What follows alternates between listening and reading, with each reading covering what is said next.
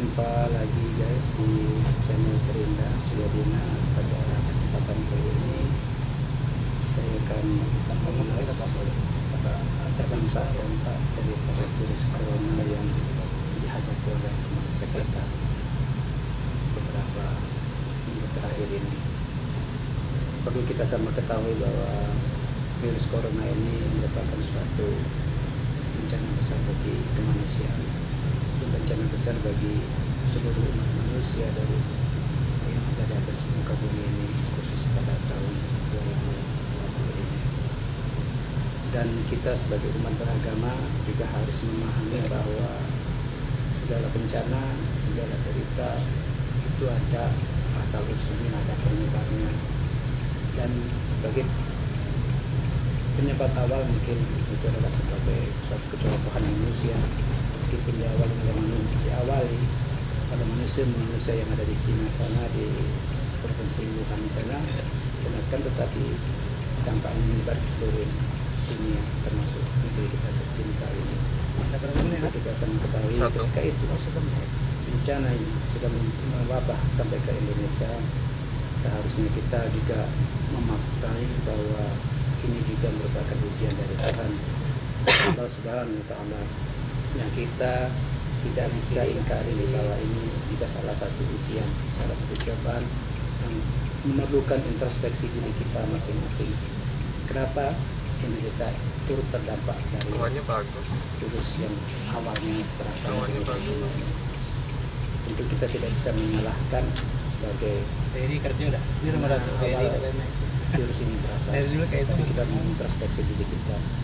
Begitu banyak kejadian yang pernah terjadi, koruptor bertebaran di mana-mana, dan lahirnya koruptor itu juga didukung oleh manusia-manusia Indonesia dalam suasana pemilihan umum, pemilihan calon legislatif. Itu para koruptor itu semuanya dipilih berdasarkan materi-materi yang ditebarkan oleh mereka kepada masyarakat Indonesia agar mereka dipilih, sehingga dengan memberikan uang kepada mereka, rakyat akan memilihnya. Dan bagi para koruptor, bagi para penegak, para legislator yang terpilih itu, ini merupakan suatu permainan yang biasa hebat, karena mereka tahu kondisi sosial masyarakat Indonesia yang sangat lemah dalam hal keuangan, dalam hal finansial. Makanya mereka bersedia untuk menebarkan uang dengan mereka terpilih dalam negeri kita ini sebagai perwakilan kita di DPR tingkat 1, tingkat 2 maupun sampai ke pusatnya. Dan untuk itu mereka bersedia mempertaruhkan harta bendanya, mempertaruhkan harga dirinya. Kenapa harga dirinya? Karena bisa jadi mereka yang mempertaruhkan harga diri ini ada cukong-cukong yang bermain di belakang mereka, memberikan dana besar untuk membeli suara rakyat, sehingga mereka sekarang menduduki jabatan-jabatan yang sangat penting, baik di DPRD, DPR sampai dengan pusat maupun DPD. Dan itu sangat sulit untuk disangkal. Itu dari sisi mereka, dari sisi politikus mereka sekarang sudah berhasil menduduki jabatan apa yang mereka inginkan dengan bertransaksi dengan masyarakat. Dari sisi lainnya, yaitu dari sisi masyarakat Indonesia. Masyarakat Indonesia itu sangat terkenal pragmatismenya terlalu tinggi. Bagaimanapun bentuk kita, sebaik-baiknya kita, sekiai-kiainya kita, sependeta-pendetanya kita, kalau kita mencalonkan diri tidak mau memberikan uang kepada masyarakat, yakinlah itu tidak akan diterima oleh masyarakat kita. Selalu pragmatis, dan mereka hanya mementingkan juga keinginan mereka. Mereka tak akan memilih kita mencalonkan diri tanpa memberikan sesuatu kepada mereka, tanpa menjanjikan sesuatu kepada mereka. Dan inilah banyak sehingga masyarakat pun selalu bermutu, ada barang, ada suara, sehingga sangat sulit sekali bagi para calon-calon yang murni calon-calon yang berkualitas untuk bisa maju ke ajang yang berprestasi, dengan di ajang yang berprestisius itu, karena pada umumnya mereka kekurangan dana, dan pada umumnya mereka yang berprestasi yang berkualitas itu tidak pragmatis, tidak mau menggadai harga dirinya dengan menjual, dengan membeli suara rakyat meskipun masyarakat meminta. Dan itulah barter suara dan uang, barter suara dengan janji, barter suara dengan yang indah-indah bagi masyarakat. Masyarakat yang terlalu ambisius dengan memanfaatkan momentum pemilihan umum sebagai momentum mengumpulkan dana-dana dari para calon legislator ini sudah terjadi semenjak era reformasi dan semakin aktif di akhir-akhir ini. Dan itulah mungkin merupakan salah satu introspeksi diri kita bahwa sekarang Tuhan memberikan ini ujian kepada kita. Malam kalau belum main minimal sekali putaran kita akan insaf atau berkorban. Wallahu a'lam bishawab. Kita tidak bisa mencintai bagaimana ke depannya, tetapi kita dengar lagu, masyarakat itu bisa mengubahnya kalau mereka masyarakat itu sendiri mau mengubahnya dan berniat benar-benar untuk mengubahnya. Berusahalah memilih yang terbaik. Dan sekarang apa yang terjadi setelah virus Wuhan terdampak di Indonesia, semua para legislator yang mereka pilih itu bersembunyi entah di mana, dan itu sebagai satu dampak. Jangan kita menuntut kepada mereka. Masyarakat berjalan sendiri, karena inilah salah satu akibat daripada apa yang telah kita lakukan di masa-masa lalu. Sebagai barter kita di masa lalu, memilih mereka dengan harga-harga tertentu dan tidak memilih mereka berdasarkan kualitas yang ada di kepala mereka.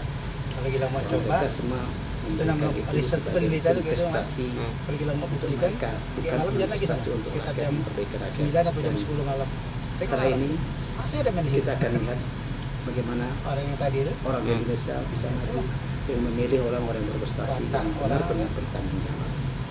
Dan itu terserah kepada manusia pada umumnya.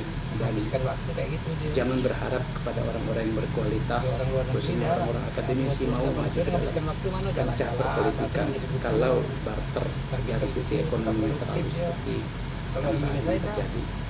Karena orang-orang yang berada di akademisi itu idealismenya untuk membangun bangsanya masih tetap tinggi, sehingga mereka tidak mau membarter suara rakyat dengan kekayaan mereka, karena dia mempunyai idealisme yang tinggi untuk membangun negeri ini dengan sebenar-benarnya tanpa.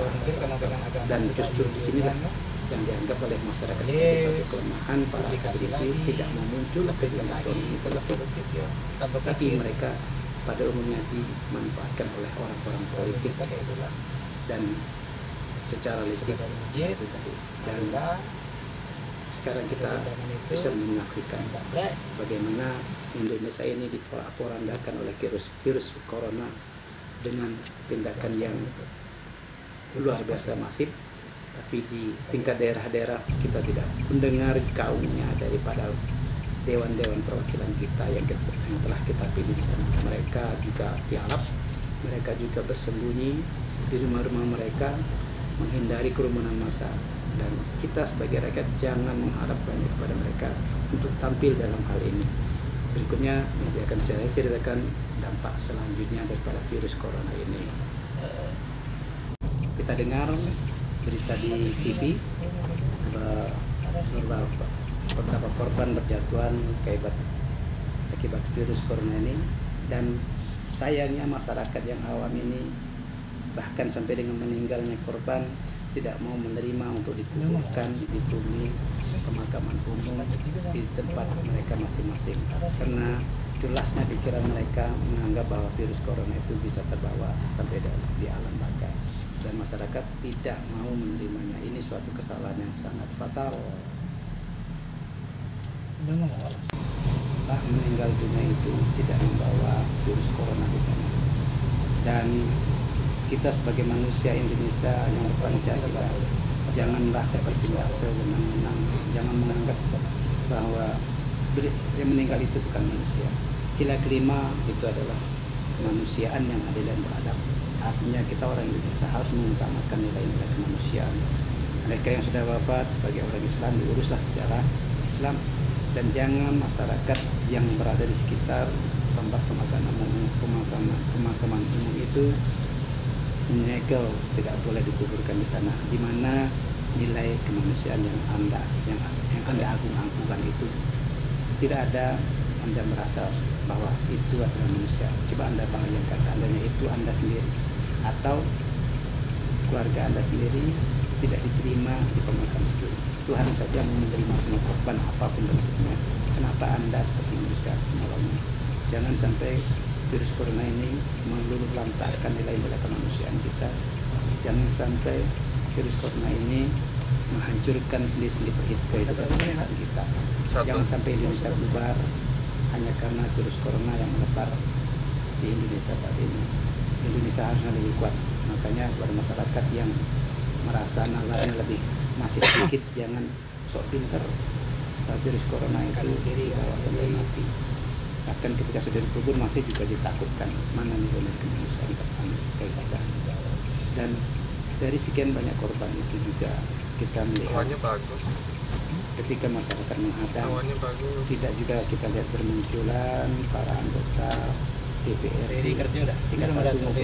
ataupun tingkat provinsi yang membackup, yang mengayomi masyarakat daerah pilihan masing-masing, karena mereka juga menghilang, mereka juga sama takutnya seperti kita.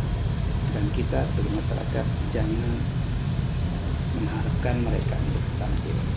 Dan semoga apa yang kita dapatkan dari pelajaran corona pada kali ini harus sebagai mawas diri, introspeksi diri. Marilah kita untuk maju bersama membangun negeri ini demi kebaikan bersama, demi ketentraman bersama, dan demi kemakmuran bersama. Dan pesan ketika nanti pada pemilu 2024 akan dilaksanakan, kita sebagai masyarakat, sebagai rakyat yang memihak ini, jangan menjadikan ini sebagai hal untuk bertransaksi suara Anda dengan rupiah yang daripada calon yang akan kita pilih nanti, karena ini akan berdampak melantahkan masyarakat Indonesia ke depan. Karena mereka yang bersiap sedia menyiapkan investasinya itu melalui pemilihan ini, yakinlah dia atau mereka itu telah mempunyai rencana untuk mengembalikan dana-dana yang telah dikeluarkan sebagai dampak yang kita selama pemilihan. Sekali lagi, pilihlah laki-laki kita secara cerdas, secara bijak. Jangan Anda todong, jangan Anda peloroti mereka semua untuk memilih suara Anda, karena itu yakinlah akan berdampak pada diri Anda, pada diri kita sebagai rakyat biasa ini. Begitu semakin bijaklah negeri itu. Kita reformasi sudah 22 tahun, tapi sepertinya kita belum bergerak. Kalau kita mau berubah, saya yakin rakyat yang harus berubah lebih utama. Karena para anggota DPR itu, pejabat itu sebenarnya berasal dari rakyat, dan dia lahir dari rakyat. Kalau rakyatnya yang cerdas, maka akan lahir cerdas. Tapi kalau yang rakyatnya yang culas, akan lahirlah pemimpin-pemimpin yang culas. Nauzubillah, semuanya. Demikianlah semoga video kali ini bisa memberikan manfaat kepada kita, memberikan manfaat untuk perkembangan demokrasi kita dan perkembangan cara berpikir kita. Kami nasi kau yang lain lepasin yo. Terima kasih. Bisa balik. Bisa naik dari kolam sampai habis, dan jangan lupa untuk selalu komen serta share kepada kawan-kawan kita semua. Jangan juga subscribe untuk membangun video untuk membangun video saya ini ke depannya. Terima kasih telah menonton. Assalamualaikum warahmatullahi wabarakatuh. Kalau tengah jalan kan, tapi kalau cuti mungkin lah.